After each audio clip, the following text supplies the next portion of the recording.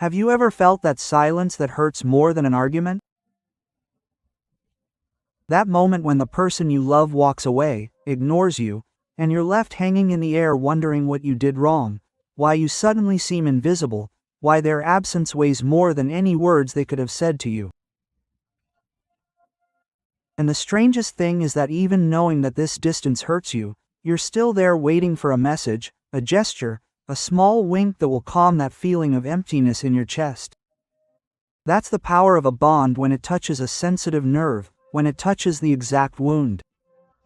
And I believe, my dear, that if you're listening to this right now, it's because at some point this story sounds too much like yours. Look, I'm going to tell you something I learned by accompanying many people in similar situations. When someone walks away, it doesn't always have to do with you, although it's logical that you feel that way. We are beings who interpret absence as rejection and rejection as an emotional threat. But I want to tell you a story that might help you look at this moment with different eyes. One day a girl came to my office, let's call her Agostina, feeling extremely distressed. She told me, "I don't understand. A week ago we were really connected, laughing like two teenagers, and suddenly he started answering me in monosyllables. Then we were hours apart, and now he doesn't even show up. What do I do? Do I look for him? Do I keep quiet? Do I wait for him? Do I forget about him?" Quote, I looked at her for a while in silence because sometimes you need someone to calmly hold that pain. And I said, "Agus, when someone walks away, it's not always a message to chase them. Sometimes it's a message to listen to you." And what I mean by this is that when the person you care about ignores you, an internal engine is activated that makes us want to run back to fix something, even if we don't know what. But emotional psychology teaches us that the first reaction is never the wisest, but rather the most impulsive. And in this moment, you don't need impulse. You need clarity, because the silence of the other person forces you to listen to yourself. And that's where the real challenge lies. Let me go back to Agostina's story for a moment, because her process has something for you too. As we were talking, she told me that the man she liked had a way of disconnecting when he felt pressured. And she had unintentionally started writing to him more insistently, precisely because she felt that he was distancing himself. But the more she sought her out, the more he withdrew, and that dynamic became a kind of painful dance. Does it sound familiar? It happens to all of us.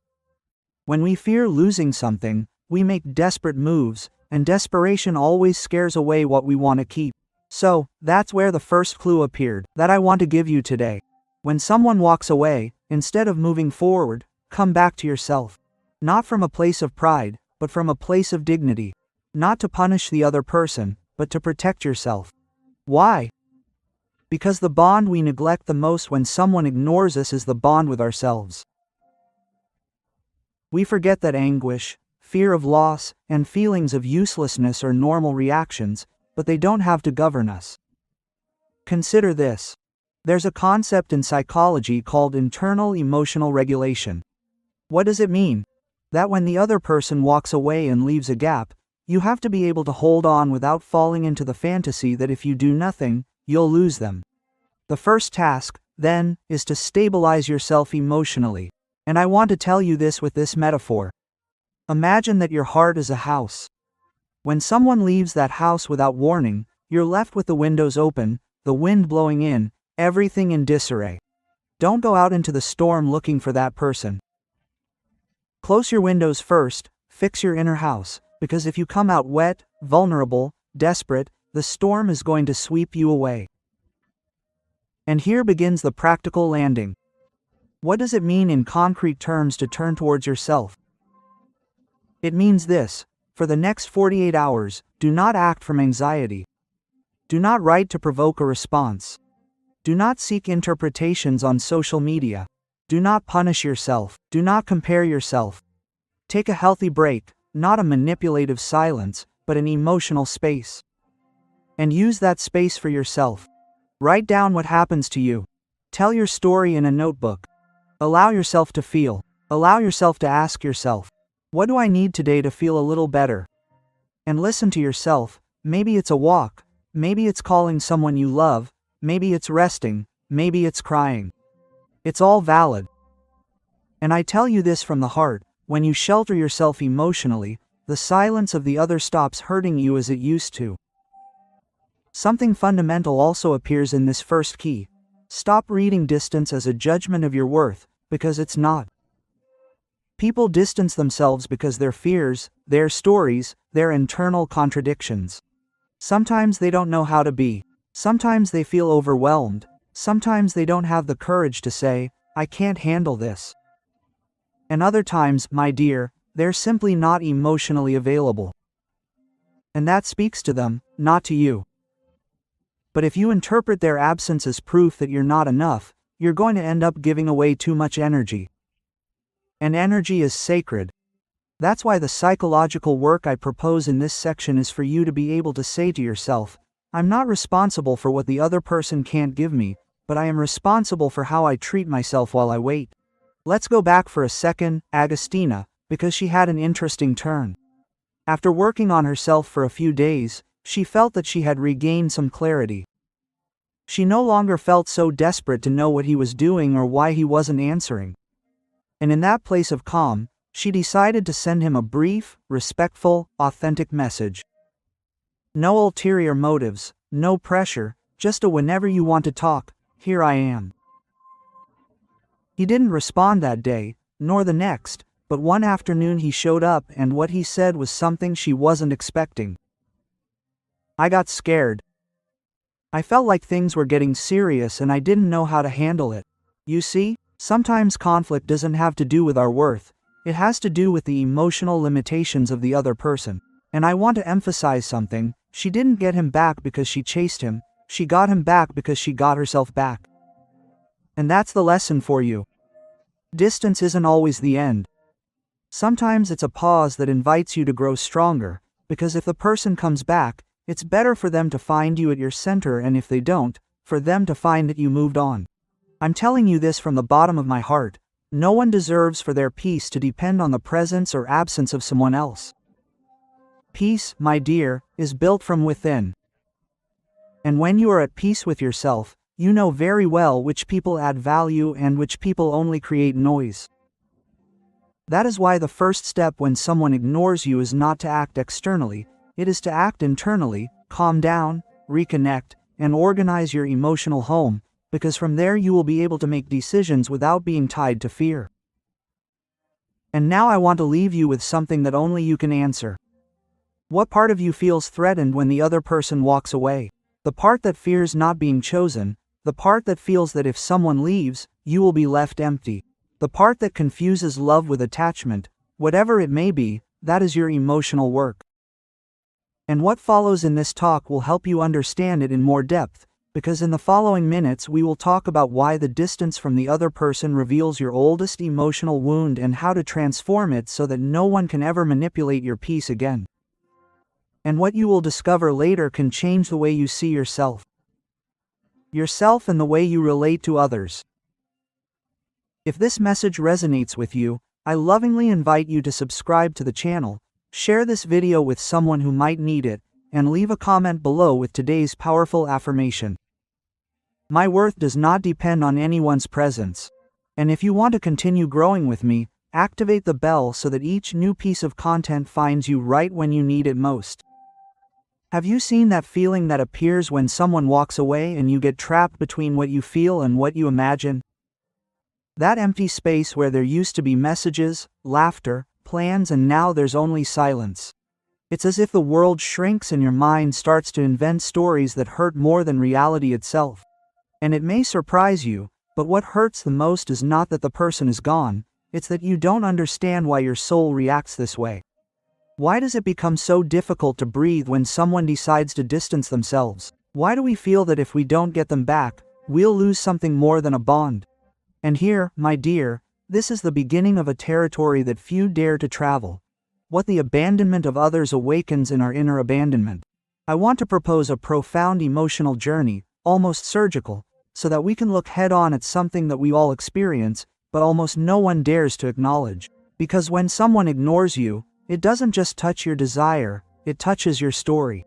And in that story are your fears, your shortcomings, your old wounds that you didn't know were still open. It's not the sim, It's not the one who's left on read, it's not that they don't respond. What really hurts is what that brings out in voice, what that stirs up, because each silence from the other person can amplify the emotional silence that we carry inside. And that's where psychology becomes an essential flashlight to illuminate the inner darkness that rejection activates. But let me tell you something through a story. Sometimes an image is worth more than any theory. A while ago, a man we'll call Sebastian came to therapy. He was in his 40s. A sensitive, hard-working, responsible guy, but devastated. If you looked at him, he seemed whole, but when he opened his mouth, he would break down. He said to me, "Gabriel, I can't understand how someone can love you one day and disappear the next." I listened to him, let him cry a little, because one must also give the pain space to breathe, to find its shape. Later he told me about his situation. He had been getting to know a woman for months. Everything was flowing naturally, but one day she started to distance herself, to respond less, to make vague excuses, until she simply stopped being there. And then he fell into that spiral that you probably know very well. That spiral of going over old conversations to look for signs. That spiral of wondering when I screwed up. It's a spiral of thinking that if I had been more affectionate or slower or more fun or less vulnerable, maybe the story would have ended differently. It's a spiral that makes you fight with yourself for not having been enough. But when we went deeper, we discovered something that he had never linked to his current story. As a child, his mother used to disappear emotionally for days, not because she didn't love him, but because she had her own pains. And unintentionally, each absence of that woman he loved had created in Sebastian a silent certainty. When someone walks away, it's my fault. Do you see? The present doesn't hurt just because of the present, it hurts because of the past that is reactivated. That's why sometimes distance hurts. The other person tears us in half. We are not fighting just for that person, we are fighting against all the previous abandonments. I want you to think about your own story for a moment, without judging yourself, without blaming yourself, just observing. When was the first time you felt that someone you loved left your side? When was the first time silence hurt you? Maybe it was a friend who stopped inviting you. Maybe a teenage love who forgot about you overnight. Maybe a father who was not there or a mother who did not know how to support you emotionally. Believe it or not, that is where the wound is carved. And when life puts you in front of someone who distances themselves, that wound opens again as if time had not passed. Here comes a key point for your transformation. When someone ignores you, what in psychology we call the insecure attachment system is activated. This system works like an alarm that tells you, you are going to lose something important. And then the need to search, insist, explain, validate, justify, and pursue arises, but you're not pursuing the person, you're pursuing the sense of security that you've lost. That's why the first thing I want you to understand in this second emotional stretch is that you're not weak for feeling what you feel. You're not dramatic, you're not exaggerating, you're human. And when you care about someone, losing them moves you.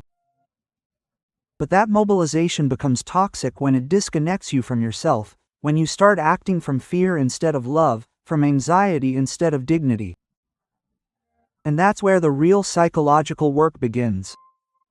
I want to propose a metaphor now because sometimes the heart understands better through images than through concepts. Imagine that you have an emotional string tied to that person. When everything is going well, the string is loose, free, soft, supportive, and doesn't squeeze. But when the other person moves away, the string tightens. And when it tightens too much, it hurts. And because it hurts, your natural reaction is to pull harder so that the other person comes back.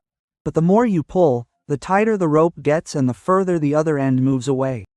What does this imply? That pulling doesn't bring you closer, pulling breaks you. So what do? We loosen the rope. Don't we cut it? Don't we deny it? Don't we ignore it? Do we loosen it? How do you loosen an emotional rope? By regulating your anxiety, breathing, giving yourself space, acknowledging what you feel, taking care of your habits, avoiding impulsiveness and reminding yourself that the story doesn't end because the other person distanced themselves. And here comes the practical, human, emotional, psychological landing. I want to give you a profound exercise that we use in consultations to work on the pain of abandonment. It's called emotional reparenting. Or in Creole, learning to give yourself what no one gave you when you needed it, because when someone ignores you, what hurts the most is not the absence of the other person, it's your feeling of helplessness. So, let's start to repair it. Close your eyes for a moment if you're in a place where you can. Do it and ask yourself, what part of me is suffering right now? Identify it. Maybe it's your inner child who's afraid. Maybe it's your teenager who feels inadequate. Maybe it's your adult who feels betrayed or confused. And when you identify that part, talk to it. Yes, talk to it with the same tenderness with which you would talk to someone you love. I'm here. I'm not going to abandon you. Even if the other person is gone, I'm not leaving.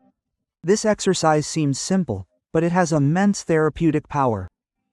It reorganizes your attachment system and restores security from within so that your peace doesn't depend on a message that arrives or doesn't arrive.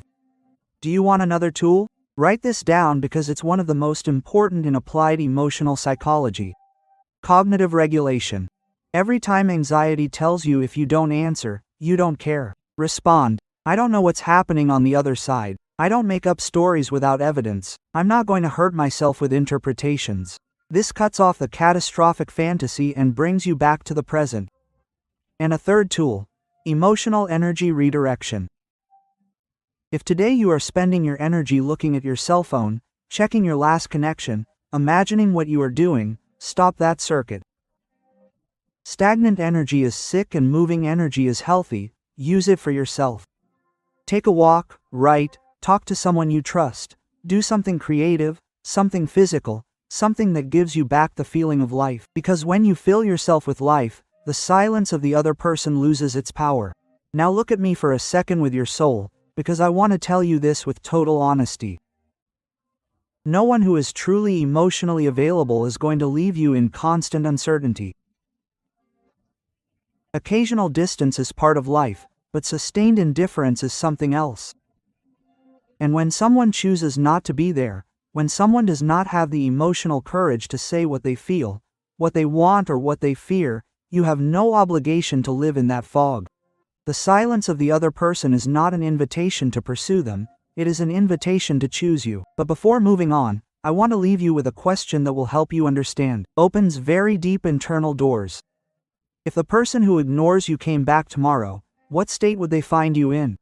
Whole, broken, anxious, at peace, or still lost, waiting for someone to choose you, because that defines more of your emotional history than any silence from someone else.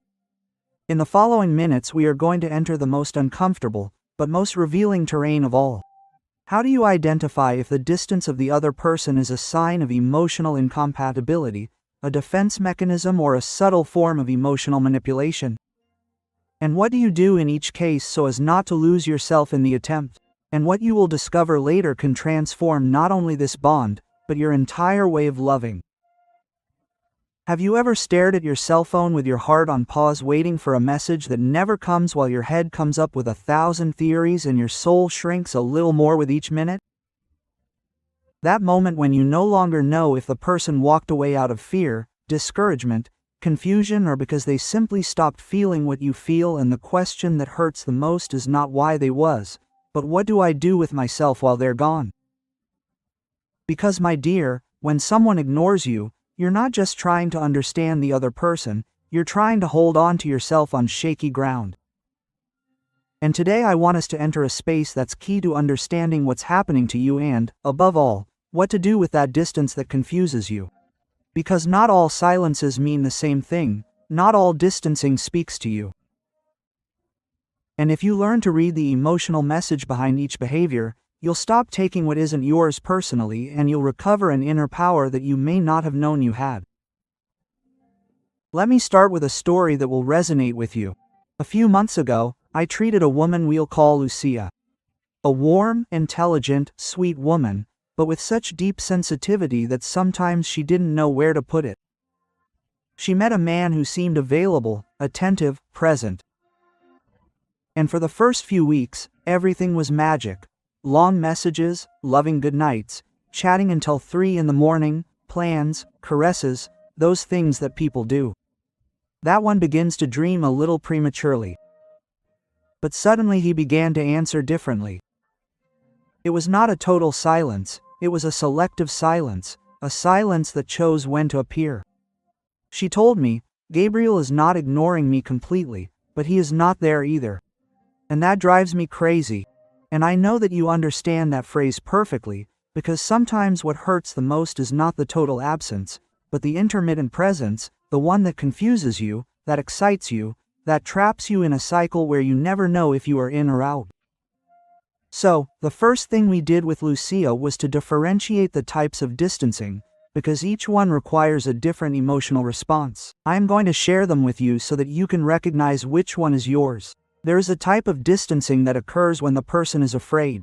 Fear of falling in love, fear of commitment, fear of losing their freedom. This type of distancing is usually abrupt, but not cruel. They do not disappear in bad faith, but because they are overwhelmed. If you confront them from a place of anxiety, they leave more. If you confront them calmly, they come closer because they feel safe. There is another distancing that arises from confusion. People who don't know what they want, who hesitate, who are torn between moving forward or backward, tend to appear and disappear as if they were testing how they feel. They don't do it to hurt you, but they hurt just the same. And if you don't have internal clarity, you end up adapting to their emotional byline. And there is the most dangerous distancing, the one that arises from emotional manipulation, the one that makes the person leave so that you can follow them, that uses silence as a form of control, that gives you affection, that gives you crumbs to keep you hooked. This type is not corrected with tenderness, it is not corrected with patience, it is not corrected with love, it is corrected with limits. Each of these distancing triggers something different in you. And to understand what to do when someone distances themselves, you have to first discover what is happening to you, because distance hurts. Yes, but the pain has a deeper origin than the current situation. Yes, but the pain has a deeper origin than the current situation. Distance is not the problem, it is the mirror. It reflects what is still unhealed in your emotional history. I want you to take a moment and breathe with me. Breathing is essential when your heart is tight. And ask yourself, what does the distance from the other person trigger in me? Does it make me feel abandoned? Does it make me feel insufficient? Does it awaken in me the fear of not being important to anyone? Or does it generate anger, helplessness, or the desire to demand what I am not given? That question, as simple as it may seem, opens an internal portal, because behind the feeling there is a story, and in order to manage the present pain you have to understand the root. Let's go back to Lucia. She was trapped between illusion and fear. At times she thought he was confused. At times she felt he was manipulating her. And at other times she believed she was not enough. But when we delved deeper, her underlying wound emerged. As a girl, she had learned that love was something to beg for, that if someone walked away, she had to make an effort, please, adapt, that love was always an unequal struggle. So, that man's silence not only triggered her current pain, it triggered her old story. And that's what hurts the most when the present touches the emotional childhood that we all carry. I want to tell you something with total sincerity. When someone walks away, you're not trying to win that person back. You're trying to regain the affection that you lost years ago. You're trying to get the other person to give you what you never received. You're trying to get the other person to fix what was broken in the past. And that, my dear, is not achieved by chasing someone, it's achieved by looking at yourself with truth. And now, let's move on to the practical landing of this part.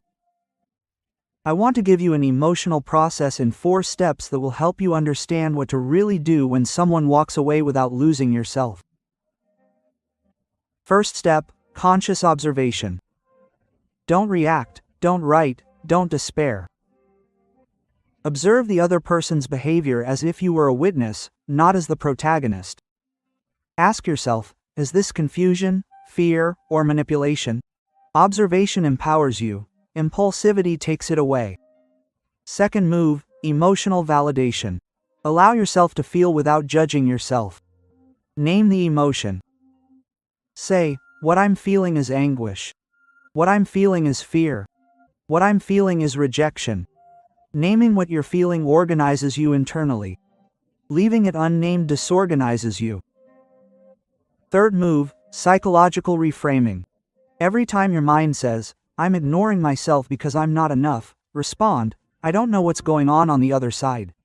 Quote, I don't assume, I don't fantasize, I don't hurt myself with made-up stories. This is pure applied psychology.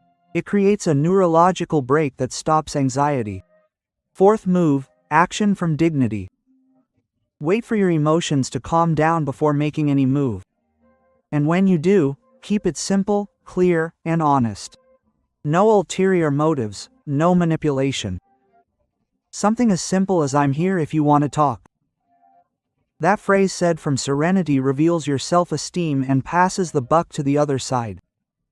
If he comes, he comes. If he doesn't, you've already learned more than you think. I want to tell you what happened with Lucia so that you understand the power of this process. When she began to observe without reacting, she realized that the man wasn't confused, he was managing his presence. When she worked on her emotions, she understood that the real pain didn't come from him, but from her. When she reframed her thoughts, stopped blaming herself, and when she acted from dignity, he came back, but she wasn't the same anymore. And then, for the first time in years, she was able to choose, and she chose that guy. Half-hearted love no longer had a place in your life. That, my dear, is emotional freedom, and it is what I want for you. But now I want to take you to an even deeper point.